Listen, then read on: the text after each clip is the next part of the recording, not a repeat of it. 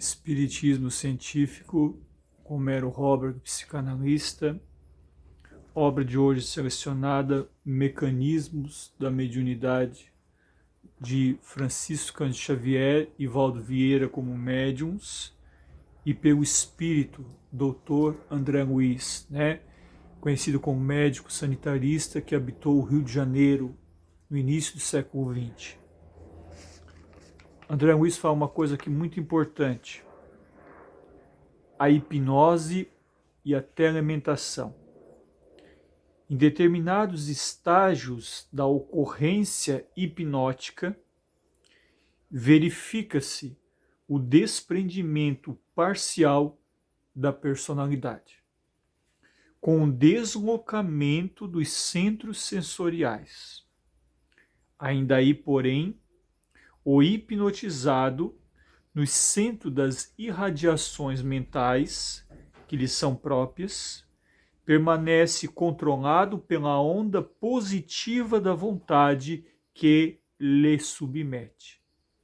Nessa condição, esse ou aquele passivo pode ainda representar o papel de suporte da personalidade, conforme a sugestão que o magnetizador lhe inculta. Dessa forma, então, o hipnotizador escolherá de preferência uma figura popular, um cantor, um literato ou um regente da orquestra que esteja no âmbito de conhecimento do passivo em ação e incliná-lo a sentir como sendo a pessoa lembrada. Imediatamente o sujeito, ou o indivíduo, ou a persona do ser, estampará no próprio fluxo da energia mental a figura do artista, do escritor, do maestro, de acordo com as possibilidades da própria imaginação que tomará da pena. Erguerá a voz ou empunhará a forma pensamento que uma batuta por ele mesmo criada, manobrando os mecanismos da mente para substancializar a sugestão recebida. Entretanto, se o magnetizador lembra algum maestro de aldeia, ou escritor sem projeção, ou algum cantor obscuro, conhecido apenas dele, não será fácil ao passivo atender-lhe às ordens, por falta de recursos imaginativos, a serem apostos por ele mesmo nas próprias oscilações mentais, o que apenas será conseguido após longos exercícios de telementação especializada entre ambos. É necessário estabelecer a conexão profunda hipnotizador e paciente. O sono provocado pode oferecer algo, um lápis, uma aderência, uma predisposição que o torna passivo, automaticamente de indução mental. Porém, isso não acontece de forma tão simples. A sugestão envolve processos de mais alta responsabilidade da esfera da consciência, porquanto os atos complexos do espírito precisam de sintonias e ações que envolvam um comprometimento moral. É imprescindível que a onda do hipnotizador se case perfeitamente à onda do hipnotizado, com plena identidade de tendências ou opiniões, quais se estivessem jungidos moralmente um ao outro nos recessos da afinidade profunda. Vamos oportunizar o tempo. Hipnose é uma afinidade. Ponto 1. É também um rapport, uma troca. Ponto 2. Mas o André Luiz traz aqui uma visão espiritualista, científica, que demonstra que mesmo se o hipnotizador, um terapeuta, um psicanalista, um médium doutrinador, numa sessão hebdomadária, tentar fazer o hipnotizado acreditar, em dado momento que ele entra em transe hipnótico, em transe de latência da consciência, colocaremos aqui também como um transe mediúnico. Se o hipnotizado ou o agente passivo recebem a ordem mental subliminar para ele pensar que era um cantor, vamos dar um exemplo, Roberto Carlos, se ele não conhece Roberto Carlos, se ele nunca viu Roberto Carlos, se ele não tem um registro das músicas famosas de Roberto Carlos, dos seus trejeitos, da sua persona, da sua personalidade, nos seus arquivos minêmicos profundos, nos recessos do seu ser espiritual, ele não conseguirá manifestar fidedignamente a ação passiva levemente fantasmática ou fantasiosa e atuar e cantar como Roberto Carlos. Ele cantará como um cantor que os recessos da memória dele terão para se manifestar. O que isso quer dizer? Que dentre das qualidades de uma comunicação mediúnica, o médium, mesmo sendo passivo, mesmo sendo mecânico, mesmo sendo inconsciente na comunicação, somente oferecerá ao espírito os registros de bagagem anímica que ele predisponha. Em outras palavras, se eu sou um estudioso da matemática, eu serei um bom médium de cálculos aritméticos ou de equações químicas ou da física quântica.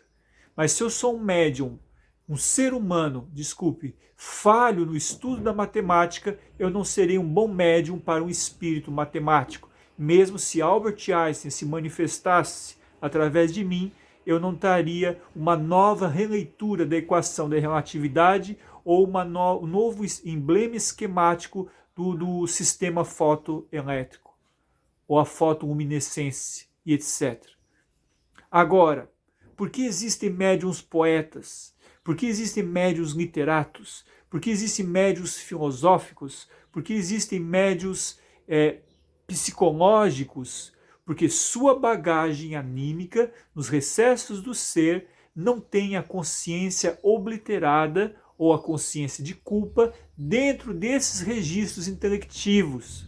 Dessa forma, então, se eu sou um bom médium, o bom no sentido não de ser o melhor, de ser um ser humano santo, perfeito, mas se eu tenho uma conduta disciplinar razoável, uma alimentação razoável, um alto amor, um desejo sincero de fazer a mediunidade caritativamente, gratuitamente, não cobrar pela mediunidade, pode cobrar por outros serviços. Mediunidade não. Mediunidade com o bem não se cobra. Então, se eu tenho uma passividade mediúnica saudável, eu vou ser um livro aberto subliminarmente, inconscientemente para espíritos magnetizadores ou então para terapeutas, hipnoterapeutas e terapeutas que hipnotizam, se nos meus recessos desta vida e de vidas pregressas eu estudei a poesia, eu aprendi a linguagem, eu fui um vernáculo, um orador, um matemático, um médico, um químico, então eu terei essa bagagem lá dentro, no inconsciente espiritual e profundo. E o espírito, utilizando os algoritmos da alma, consegue versar através da indução hipnótica, acessando o conteúdo que eu já tenho e modificando-lhe conforme sua natureza e elevação na escala espírita. O médium só dá aquilo que tem. Isso é um fenômeno físico e químico que está dentro da natureza. Isso prova que a mediunidade é científica.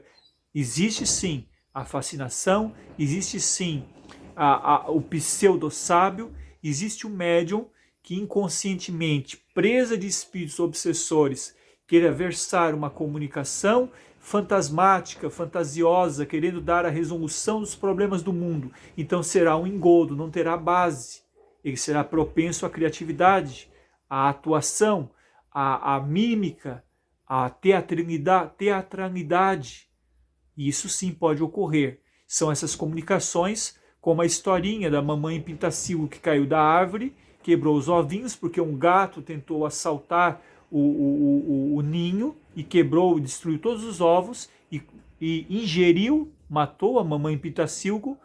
Allan Kardec evoca o espírito da mamãe Pintacilgo e ela dá uma comunicação que está muito triste, deprimida e revoltada com o intruso felino. Vamos trazer a realidade causal e empírica. Um espírito de um animalzinho, de um pintacilgo, de uma ave, poderia se comunicar numa instrumentalidade de um médium? Poderia se tornar milhões e milhões de anos de evolução anímica para ser um médium? Não, impossível. Aquele princípio anímico da mamãe Pintacilgo foi ser absorvido por espíritos elementares e ser aproveitado em outros ramos da natureza. Jamais iria se materializar numa forma que desse uma comunicação humana. Logo, aquela comunicação foi uma mistificação de um espírito obsessor que via tudo a cena e diz o espírito São Luís: evocai uma pedra e ela te responderá, dizendo dos perigos da comunicação fantasmática, fanática ou tendenciosamente mística. Por isso o espiritismo científico é muito necessário. Ele faz um processo de desneurotização, de desobsessão. O estudo doutrinário e científico é o maior meio desobsessivo que existe dentre os pódromos da psicologia espiritualista.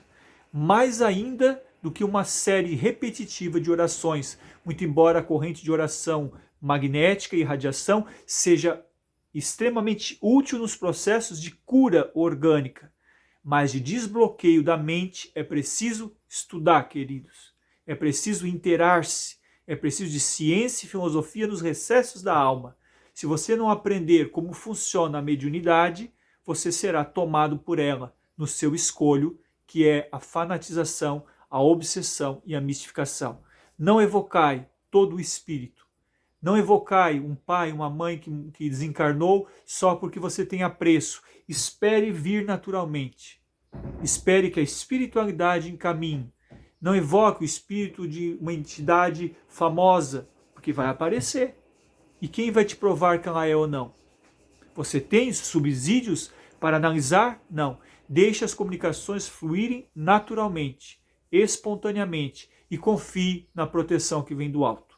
O médium que faz o bem e não se complica, não se compromete, não tenta lutar esbraviamente com o mal, respeite o mal. A sombra é também necessária para o complemento da luz.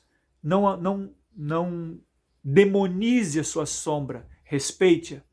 O médium que respeita luz e sombra, sol e chuva, bem e mal, consciência livre e consciência culpada, e estuda cientificamente o espiritismo, ele terá mais chances, eu digo mais chances, não isenção, de ser mistificado. Mero Holberg, psicanalista, terapeuta, doutrinador. Deus te abençoe, obrigado. Compartilhe nos grupos espíritas de Facebook, é muito importante. Nos grupos de centro espíritas, onde fazem atendimentos doutrinários e desobsessivos hebdomadários, sessões mediúnicas. Nos ajude a divulgar o espiritismo científico. Essa é a nossa tarefa, que Deus lhe confia, o amor, sob as bases da ciência e do estudo, feito de coração. Obrigado, queridos.